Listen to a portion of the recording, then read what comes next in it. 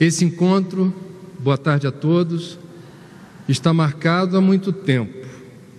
Entretanto, essa semana nos reservou algumas surpresas do ponto de vista de eventos naturais que aludem a alguns assuntos que vamos tratar aqui. Eu estou vindo do Rio de Janeiro, que ainda conta seus mortos no temporal. O Nordeste ainda sofre os efeitos de chuvas intensas e cidades como Salvador e Aracaju têm grande parte do perímetro urbano debaixo d'água. Os chineses também contam seus mortos num tremor de terra recente.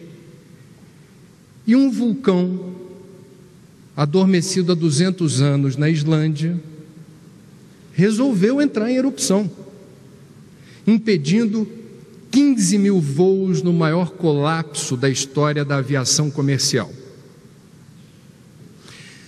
O Espiritismo, há mais de 150 anos, nos traz informações valiosas sobre o gênero de fenômeno da natureza que, por vezes, obedece à lei de destruição e existe, portanto, uma injunção que associa um planeta que é vivo, que pulsa, que está sujeito à lei de evolução, o planeta avança em movimento, e certas tragédias que ocorrem e que têm o nosso DNA, a nossa digital, e agravam a nossa relação com a nossa casa planetária. Eu quero de público manifestar minha gratidão pelo trabalho realizado por esse grande médium, pelo seu espírito de renúncia, autodoação, sacrifício intenso de si mesmo, de suas vontades pessoais, ele que teve a sua existência literalmente desapropriada pelos espíritos, para deixar um legado muito importante no que diz respeito ao assunto que vamos tratar aqui,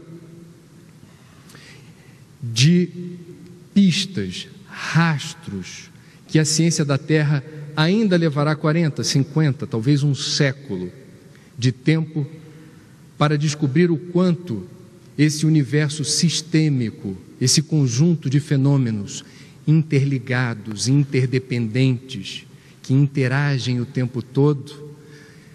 Não é possível falar de meio ambiente sem contemplar as diferentes dimensões da vida. Não é possível contemplar as leis que regem a vida e o universo, as leis naturais, sem perceber a presença ostensiva de fenômenos que ocorrem no campo sutil e que, como a professora Marlene lembrou, nós não estamos dissociados do meio natural. A natureza nos inclui, o meio ambiente começa no meio da gente e o sistema Terra compreende a nossa espécie. Os nossos pensamentos e sentimentos determinam ocorrências na natureza. E quanto mais nós observarmos, principalmente nas obras, nos trabalhos de André Luiz e Emmanuel, como isso há mais de 50 anos já vem sendo dito, mais o Espiritismo poderá ajudar a ciência a descortinar novos horizontes de investigação, na direção que é pertinente e urgente. Eu gostaria de começar revelando uma outra coincidência. Enquanto nós celebramos o centenário de Chico Xavier, do outro lado do Oceano Atlântico, na cidade berço do Espiritismo, o centenário que eles estão lembrando com mais intensidade nesse momento, é a da pior enchente da história da Cidade Luz, ocorrida exatamente há 100 anos. O nível do rio Sena subiu quase 9 metros, 200 mil parisienses ficaram desabrigados. Isso determinou a primeira cobertura da grande mídia internacional em 1910 de um desastre natural. Isso determinou a primeira intervenção pública de governo no socorro a desabrigados de forma minimamente ordenada. E essa tragédia, que curiosamente não teve mortos, nas pesquisas que eu fiz, há um registro de um óbito apenas. Paris já era a principal metrópole do mundo, alguma organização havia para evitar o pior, mas eles não foram hábeis, e esse incidente ajudou os franceses a planejarem melhor gerenciamento integrado de bacia, a não conveniência de desmatar a vegetação ciliar, as matas ciliares, o despejo de lixo e entulho nos lugares certos, desassorear rios, não permitir construções em lugares inadequados, etc, etc. Então, 1910 marca um novo paradigma na gestão pública no que diz respeito a incidentes dessa natureza. 1910, do outro lado do mundo, pertinho daqui, nascia Chico Xavier, num mundo bem diferente. Hoje somos quase 7 bilhões de tripulantes nessa nave azul, chamada Terra. À época de Chico, nesse ano, pouco mais de 1 bilhão de pessoas viviam no planeta, e no Brasil apenas 24 milhões de brasileiros. O Brasil era um país rural, caipira, provinciano, tudo isso no bom sentido, são adjetivos construtivos, era a nossa cara, o nosso perfil. Não existia ainda a palavra ou a expressão meio ambiente. Apenas na década de 1920, do alemão Umwelt, surge por demanda a necessidade da gente perceber o meio que nos cerca. Não havia legislação ambiental. O desenvolvimento era sinônimo de fumaça. Progresso era sinônimo de desrespeito à natureza. E o Brasil tinha a cara de Pedro Leopoldo, em 1910. Nasce, portanto, Chico, que ao longo de 92 anos vai testemunhar o desenvolvimento não sustentável. Eu quero frisar isso. No período que esteve entre nós, Chico Xavier testemunhou as mais importantes e, infelizmente, drásticas intervenções da nossa espécie no meio natural.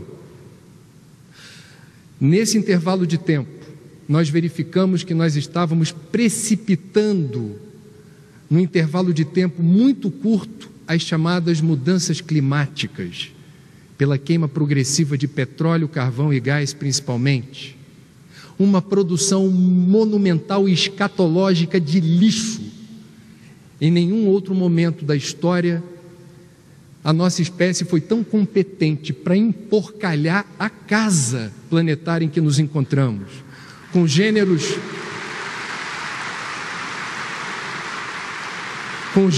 de resíduos que inclusive não se degradam. Nós, em pleno século XXI, depois desse século XX tão tumultuado, nos descobrimos, apesar de todo o avanço da ciência e da tecnologia, ostentando a desigualdade social. Brasília, que essa semana completa 50 anos, é a 16ª capital do mundo, segundo a ONU, em desigualdade. O maior PIB per capita do Brasil está aqui. É a 16ª cidade do mundo em desigualdade social. Não resolvemos esse passivo ainda.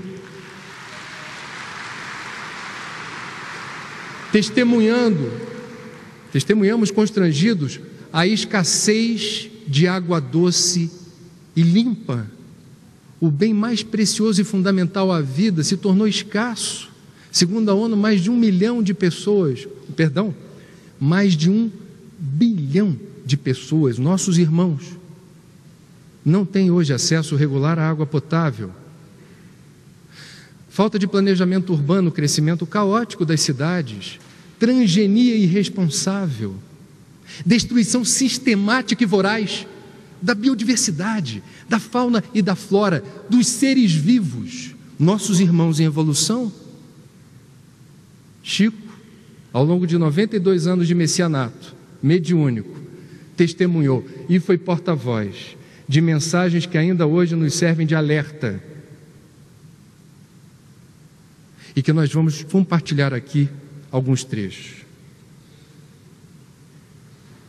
André Luiz e Emmanuel, como disse, se destacam na compilação feita por mim e que eu peço desculpas desde já, porque nesse tempo não será possível a gente trazer todo o manancial de informações preciosas que guardam muita relação com as ciências ecológicas. A Caminho da Luz foi um livro extremamente importante para a compreensão da gênese planetária. Escrito no intervalo de um mês, no ano de 1938, Emmanuel, com a ajuda de Chico Xavier, traz revelações dos bastidores da formatação da nossa casa, da nossa morada planetária. Como a engenharia moderna que constrói um edifício, prevendo os menores requisitos de sua finalidade, os artistas da espiritualidade edificavam o mundo das células, iniciando nos dias primevos a construção das formas organizadas e inteligentes dos séculos por vindouros. Um livro referencial para mostrar como nesse imenso laboratório da vida os engenheiros siderais, manipulando fluidos, sem desrespeito às leis que regem a vida e o universo, formataram a nossa casa antes da nossa chegada. Existe uma comunidade de espíritos puros e eleitos pelo Senhor Supremo do Universo, em cujas mãos se conservam as rédeas diretoras da vida de todas as coletividades planetárias. A Caminho da Luz revela a figura excelsa de Jesus, e que o Espiritismo afirma como sendo o espírito mais evoluído, mas não apenas isso, o governador da Terra, aquele que desde a Gênese, desde a primeira forma com que esse magma incandescente começou a revelar a sua estética, Jesus presidiu e conduziu todos esses fenômenos.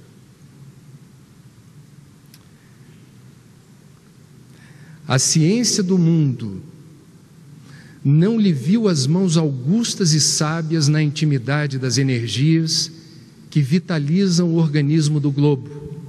Substituíram-lhe a providência com a palavra natureza. É o que diz Emmanuel, mas o próprio Chico, a bem da verdade, usa muito a palavra natureza para designar esse software inteligente da vida.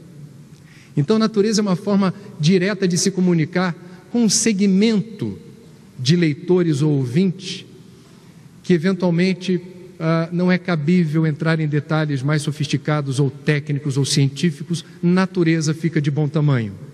Chico usa a palavra natureza de forma romântica, de forma idílica, mas não menos, na obra de Chico, não há menos espaço para um tratamento sofisticado, complexo, sistêmico, científico, pioneiro, na forma como as ciências ecológicas se resolvem. Em 1971, no programa Pinga Fogo, julho daquele ano, Chico dá uma declaração à TV Tupi, nesse programa de audiência recorde, que alude ao tema dessa tarde. Diz ele: para nós religiosos, natureza é sinônimo de manifestação de Deus. Então Deus cria a natureza, Deus cria a vida, mas o homem, os homens e as mulheres do planeta, são filhos de Deus e podem, prestem atenção nisso, e podem modificar a criação de Deus. Nós nos encontramos no limiar de uma era extraordinária se nos mostrarmos capacitados coletivamente a recebê-la com a dignidade devida. Meus amigos, permitam-me compartilhar uma inquietação expressa no livro Espiritismo e Ecologia. Nós temos, principalmente entre espíritas que não têm tempo de ler, um falso dogma. Quando a gente fala que que o planeta Terra evolui na direção de um mundo de regeneração, portanto, muda a qualidade da vibração no planeta para receber aqui espíritos que possam vestir a veste nupcial compatível, vibração compatível, mais elevada ética e moralmente. Muitos de nós estabelecem uma confusão achando que o mundo de regeneração é algo mais do que o mundo elevado ética e moralmente. É o mundo perfeito, é o paraíso dos filmes. Ocorre que, a entender por várias passagens da literatura espírita, especialmente de Emmanuel e de André Luiz, e da codificação, e de Santo Agostinho no Evangelho, quando explica o que é o mundo de regeneração, é perfeitamente possível imaginar que esse mundo de regeneração, embora mais evoluído ética e moralmente, seja um planeta onde haja mudança climática, escassez de água doce e limpa, biodiversidade devastada, poluição em níveis insuportáveis. Poderá ser a nossa herança, o nosso legado, e caprichosamente para nós mesmos. Então, mundo de regeneração não pode ser sinônimo de um mundo que a gente se sinta ambientalmente mais confortável. Não há essa garantia.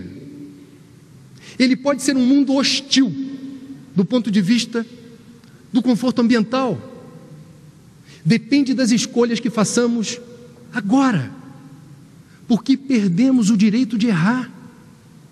Os sinais que vêm à tona através de relatórios produzidos por organismos multilaterais como Programa das Nações Unidas para o Meio Ambiente, Programa das Nações Unidas para o Desenvolvimento, World Watch Institute, com sede em Washington, cartas assinadas por cientistas e pensadores laureados com o Nobel, denunciam o risco de um colapso na capacidade dos ecossistemas suprirem o que a humanidade, de forma voraz, vem demandando em termos de matéria-prima e energia. Ou nos corrigimos e sabemos usar os recursos que a Terra generosamente nos oferece, ou esses recursos faltarão. E não há paz onde há escassez. Não é possível o discurso da paz aonde a escassez está colocada como perspectiva.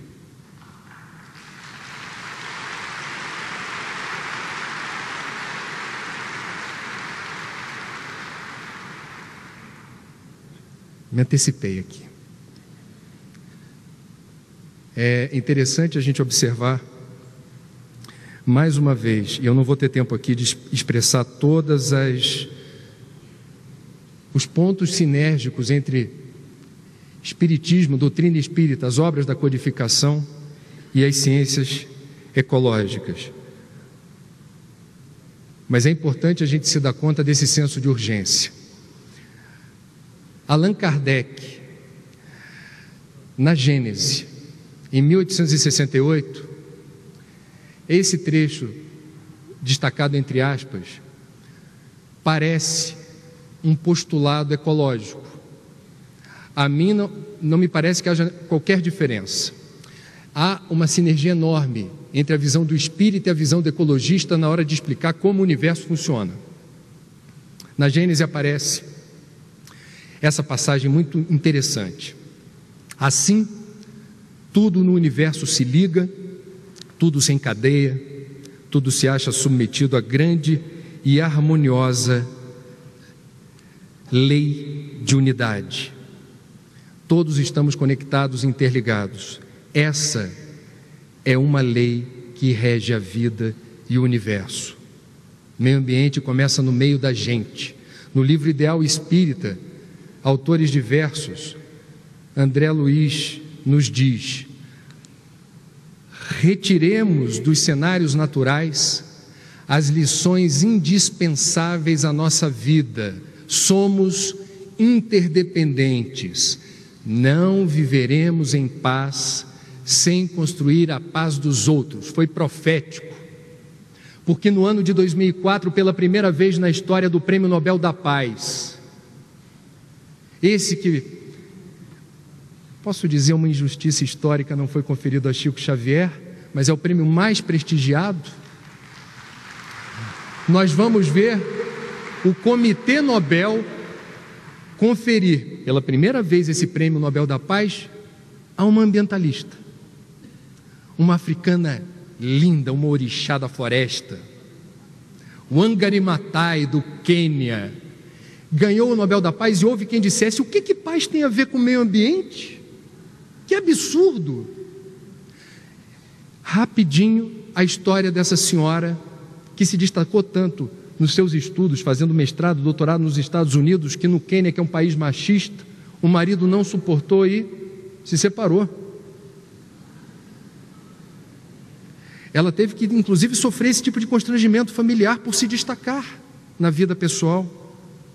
Ela criou um movimento chamado Green Belt Movement, Movimento Cinturão Verde, que teve como objetivo promover a revegetação, o reflorestamento de um país devastado, onde só restaram 4% da cobertura de floresta original. O Quênia, país pobre, não tem infraestrutura de energia, a maioria das casas não tem tomada. As pessoas vão procurar energia na floresta, corta lenha para cozinhar alimento e obter calor. Sem floresta, o rio, que era perene, deixa de ser, não há água.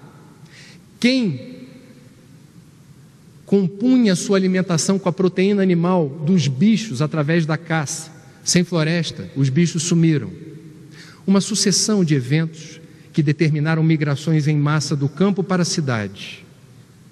E os quenianos chegavam em Nairobi e outras cidades de mala e cuia, como se diz, sem lugar para morar, sem oportunidade de emprego, sem educação para os filhos, sem creche, sem pronto-socorro. Houve um repique importante nos indicadores de exclusão e violência. O movimento Cinturão Verde determinou uma mudança nas estatísticas, aonde há saúde ambiental, há coletividade harmoniosa, ou pelo menos com menos riscos de entrar em conflito, porque não há escassez. Meus amigos, certa vez numa entrevista, perguntaram a Chico Xavier: o que poderá acontecer ao mundo se continuarem as atuais agressões contra a natureza? Ao que Chico respondeu: acontece que estamos agredindo não a natureza, mas a nós próprios, e responderemos pelos nossos desmandos. É importante pensar que se criou a ecologia para prevenir estes abusos. Aqueles que acreditarem na ecologia acima de seus próprios interesses nos auxiliarão nessa defesa do nosso mundo natural, da nossa vida simples na Terra, que poderia ser uma vida de muito mais saúde, de muito mais tranquilidade, se nós respeitássemos coletivamente todos os dons da natureza.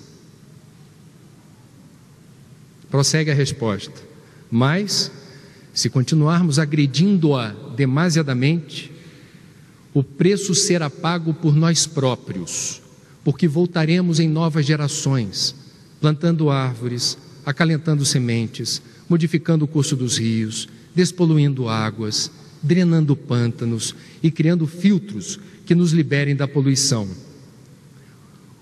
O problema será sempre do homem. Teremos que refazer tudo, porque estamos agindo atualmente contra nós mesmos. Uma enorme contribuição que André Luiz nos dá através da psicografia do Chico é a popularização da expressão psicosfera. Alguns autores dizem que André Luiz teria sido, se não o primeiro, um dos primeiros a fazer uso dessa expressão, que é uma expressão muito feliz para designar a forma como intercambiamos energia com o meio que nos cerca, a influência que nossos pensamentos e emoções determinam sobre o meio que nos cerca. A Terra tem a sua psicosfera, encarnados têm a sua psicosfera, desencarnados têm a sua psicosfera.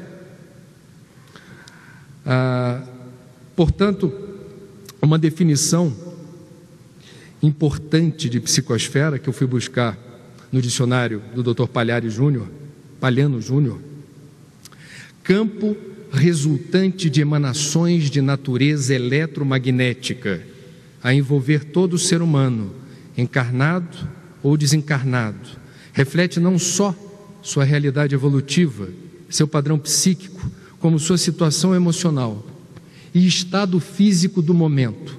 É a nossa carteira de identidade espiritual. Está tudo ali, absolutamente desnudos, desvelados, visíveis.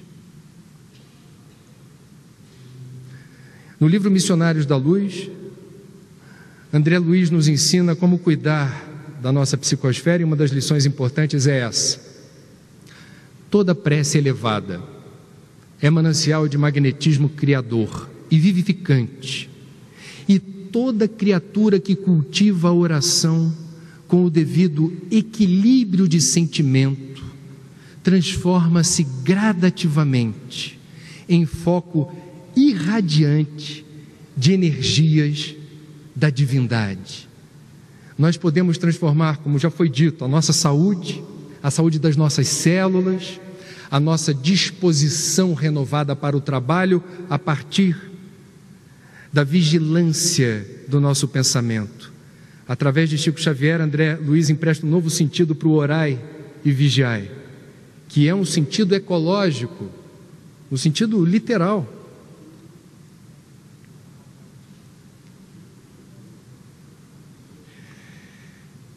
Essa passagem, ela é muito inspiradora para mim e revela o nível de miopia e cegueira das ciências materialistas.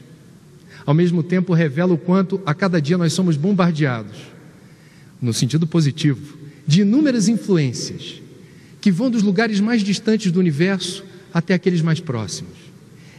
É a visão sistêmica de que falávamos aqui. Descem sobre a fronte humana a cada minuto bilhões de raios cósmicos oriundos de estrelas e planetas amplamente distanciados da Terra, sem nos referirmos aos raios solares, caloríferos e luminosos, que a ciência terrestre mal começa a conhecer.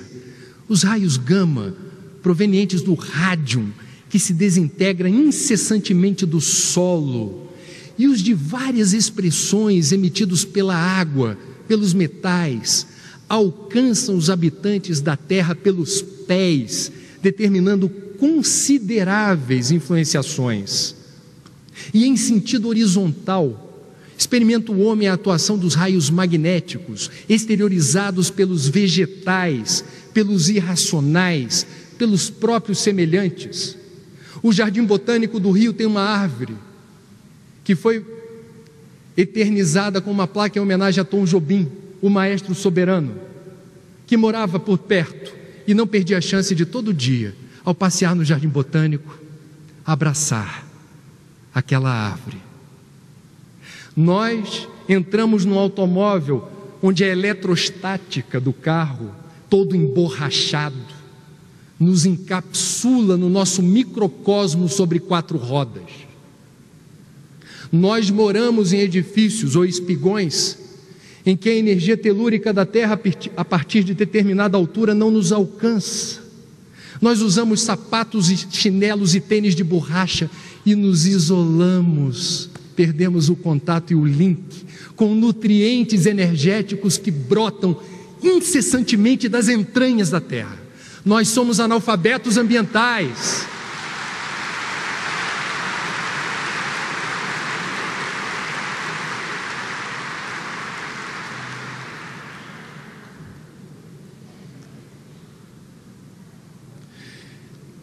Outra declaração de Chico, pertinente para essa tarde. Os nossos abusos para com a natureza estão cristalizados em todos os países há muitos séculos. Ele aqui abre caminho para uma reflexão importante sobre nossa relação com os seres inferiores da criação, especialmente os bichos, os animais. Não podemos renovar os sistemas econômicos dos povos de um momento para o outro, nem substituir hábitos arraigados e viciosos de alimentação imprópria de maneira repentina. estabelece Chico um parâmetro ético.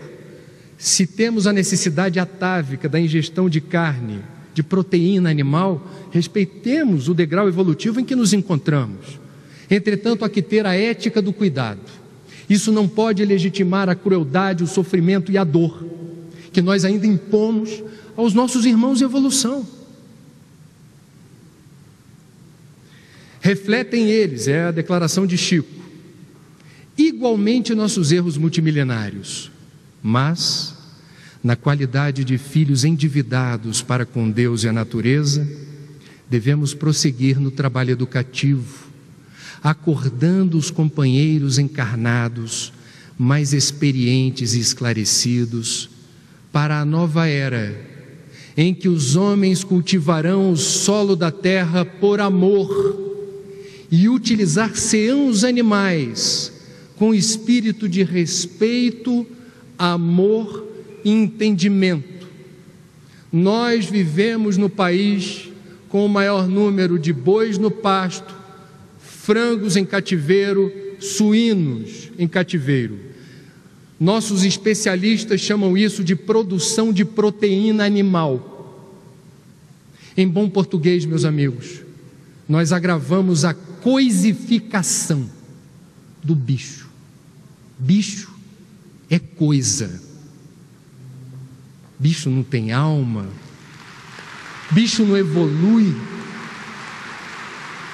Chico nos deixou essa informação como legado e uma responsabilidade do Brasil, na condição de maior produtor de proteína animal do mundo. Que cuidados os abatedouros, eu nem me reporto aos clandestinos, certificados pelo Ministério da Agricultura. Que cuidados éticos esses animais não estão tendo no processo de abate.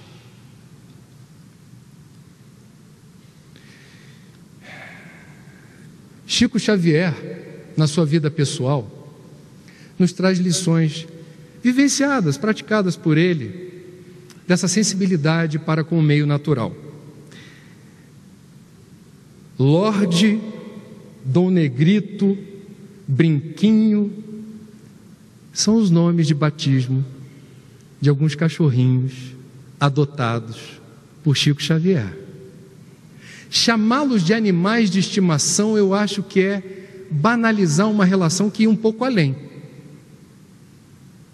Eram companheiros de jornada, num degrau inferior da evolução, mas eram companheiros de jornada com os quais Chico trocava carinho, afeto, confiança. Alguns desses animais obtiveram permissão para participar de reuniões mediúnicas ou sessões públicas no Centro Espírita em Uberaba, para inquietação de confrades.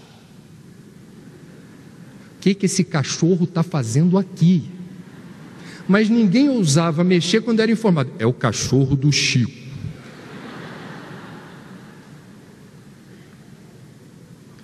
Diz a lenda, e eu vou deixar isso na cota do folclore, que um desses cãezinhos era tão afinado com o espírito da reunião, que na hora da prece botava as duas patinhas sobre a mesa e baixava a cabeça. Mas isso está na cota do folclore.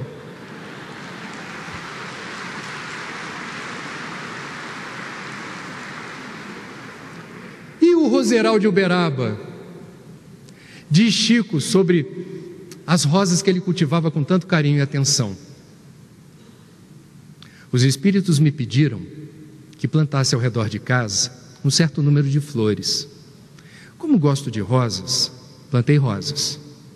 Os espíritos explicam que as flores têm um corpo dinâmico, que vai até o perfume, embora só vejamos as pétalas. O perfume cria uma atmosfera balsâmica, propiciando mais recursos para a permanência dos espíritos em nosso meio.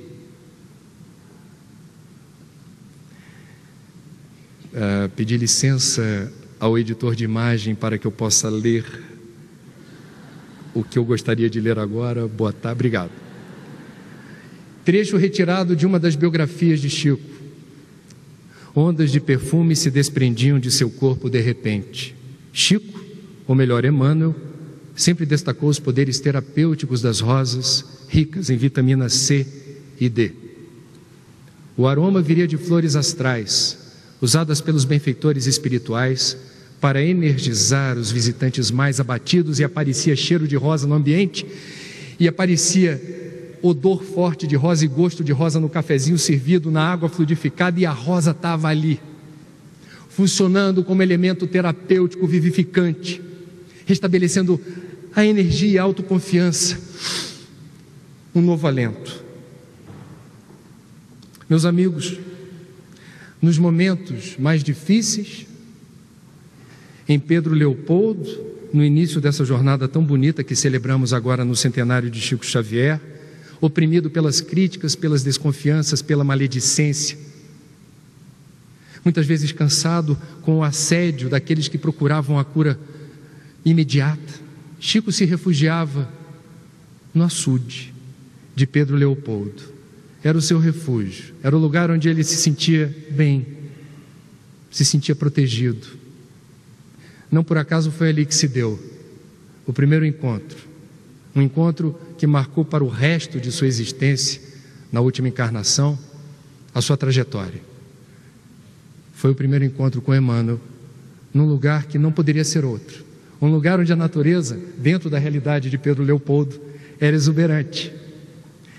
Chico Xavier foi um precursor do uso sustentável dos recursos, porque ele tinha um cuidado enorme com as páginas usadas na atividade mediúnica, na psicografia. Chico preenchia as páginas em branco com textos assinados por seu guia, passava a limpo os originais, datilografava tudo na máquina emprestada pelo patrão e apagava o que tinha sido escrito a lápis para reaproveitar o papel. Ninguém falava em reciclagem, ninguém falava em uso sustentável dos recursos, e Chico já tinha para com essa missão a ética e o cuidado de não gerar desperdício, não agravar produção de lixo.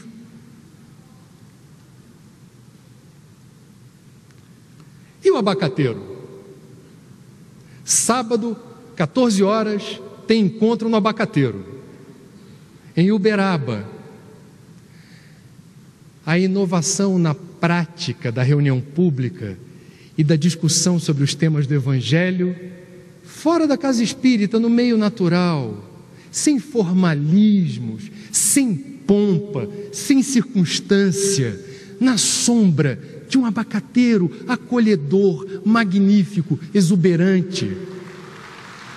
É um meio natural inspirando confraternização, harmonia, paz. Eu estou bem aqui, não me tira daqui. Aqui eu estou bem, aqui eu estou protegido, eu estou bem acompanhado. Nesse abacateiro. As frases que Chico, invariavelmente, para expressar a sua condição de servidor humílimo, usava, eram inspiradas em elementos da natureza. Chico, por exemplo, gostava de se comparar a um verme, na hora de dizer: eu não sou nada, eu sou um verme. E levou uma bronca de Emmanuel: não insulte o verme.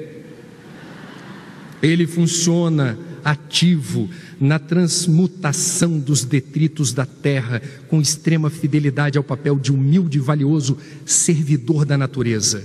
Ainda nos falta muito, disse Emmanuel, para sermos fiéis a Deus em nossa missão. Ao que Chico, incompreendendo o alerta, passou a se chamar de subverme. Não me sinto insubstituível, não passo de grama que cresce no chão. Quando a grama morre, nasce outra em seu lugar. Ambiente limpo não é o que mais se limpa, e sim o que menos se suja. Nenhuma atividade no bem é insignificante. As mais altas árvores são oriundas de minúsculas sementes. Meus amigos, para encerrar, porque a plaquinha já chegou aqui há mais de 5 minutos, Chico Xavier tornou-se talvez o maior médium, certamente, no tempo de seu messianato, pela forma como conduziu esse trabalho, pela renúncia, num país que é o único do mundo que tem nome de árvore, Brasil. Chico Xavier popularizou a doutrina espírita, tornando esse país a maior nação espírita do mundo, que não por acaso é a maior potência mega biodiversa do mundo. Em nenhum outro lugar do planeta há tanta água. Água doce superficial de rio, na bacia do rio Amazonas, ainda limpa. Água subterrânea, ainda limpa. No aquífero Guarani, a maior parte desse aquífero se encontra em território brasileiro. O país que detém o maior estoque de terra fértil já descoberta, não precisa desmatar, o que é visível, já configura o maior estoque de terra fértil para plantio. Celeiro do mundo. O Brasil detém a maior diversidade biológica em seus diferentes biomas, espécies endêmicas que só ocorrem na imensidão da Amazônia, na beleza singela da Caatinga, na beleza estranha e sedutora do Cerrado, no Pantanal de Mato Grosso, na Mata Atlântica, que sobraram apenas 7% de franja vegetal, no Pampa Gaúcho. Qual é o recado que está embutido nessa coincidência? A maior nação espírita do mundo, situada num país que não é apenas coração do mundo e pátria do Evangelho. Nós precisamos usar toda a generosidade, todo o amor, toda a sabedoria, todo o conhecimento, toda a sensibilidade que o Espiritismo nos permite acessar em favor de recursos preciosos, para que o mundo de regeneração não seja apenas evoluído ética e moralmente, mas seja uma casa planetária confortável, porque nós merecemos isso. Muito obrigado.